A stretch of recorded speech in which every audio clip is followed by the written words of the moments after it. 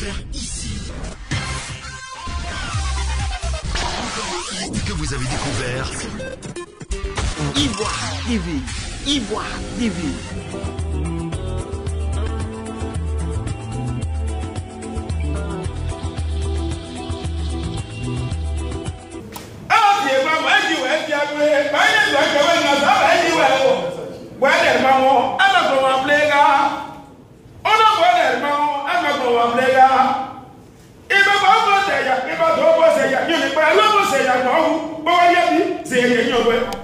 La salle de mariage de la mairie annexe de la commune de Makori dans le district autonome d'Abidjan a abrité ce mercredi 27 juillet 2022 la conférence de presse du lancement du festival Oué de la dite commune dont le thème est Tradition et environnement. Au cours des échanges avec les journalistes présents à ce lancement, le commissaire général du festival, Olivier Hiro, a donné quelques indications quant à la sécurité, aux grandes innovations de cette deuxième édition et à l'appui institutionnel du ministère de tutelle. Du point de vue sécuritaire, nous avons pris plusieurs dispositions, tout comme l'année dernière.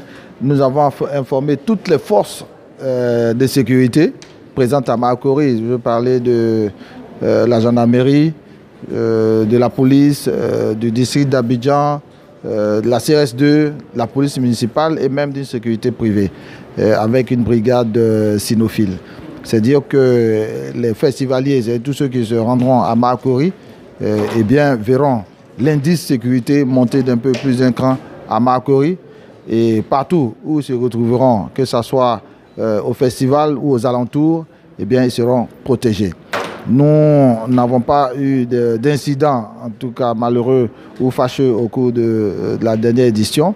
Et nous pensons que nous prendrons toutes ces dispositions sécuritaires effectivement pour que chacun se sente en sécurité et se sente vraiment protégé au cours de ce festival. Cette année, on mettra beaucoup plus l'accent sur l'artisanat parce que vous savez qu'en pays, nous savons transformer le bois, le pagne notamment, le pagne que tout le monde connaît. C'est pour ça que justement nous portons le flyer et vous verrez qu'avec notre jeune sœur Oulipat, il y aura encore des innovations pour montrer la place de la femme et voir comment elle valorise le pagne tissé.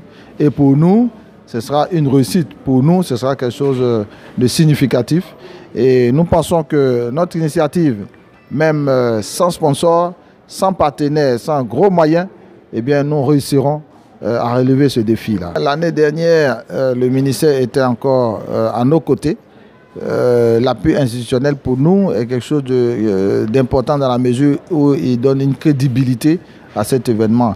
Nous pensons qu'au fil des années, le ministère qui avait déjà marqué son approbation pour nous accompagner nous invite à nous inscrire dans l'agenda des activités culturelles pour désormais au ministère. Donc pour nous, c'est quelque chose de valorisant et c'est déjà une référence dans le milieu des activités et de la promotion du patrimoine culturel ivoirien. Seulement parce qu'on ne parlera plus que de mais on parle d'un calendrier national des activités culturelles. Donc c'est vous dire que les choses vont vite et c'est tout à fait positif. Nous, on ne peut que remercier le ministère qui, à ce ministère, vient s'ajouter désormais le ministère du Tourisme, vu que le ministère du Tourisme a aussi accepté de nous accompagner, de même que une structure spécialisée du ministère avec Côte d'Ivoire Tourisme. C'est dire que culture et tourisme faisant une paire, vous verrez que le festival très vite sera inscrit dans le panthéon des activités essentielles à Abidjan et en Côte d'Ivoire.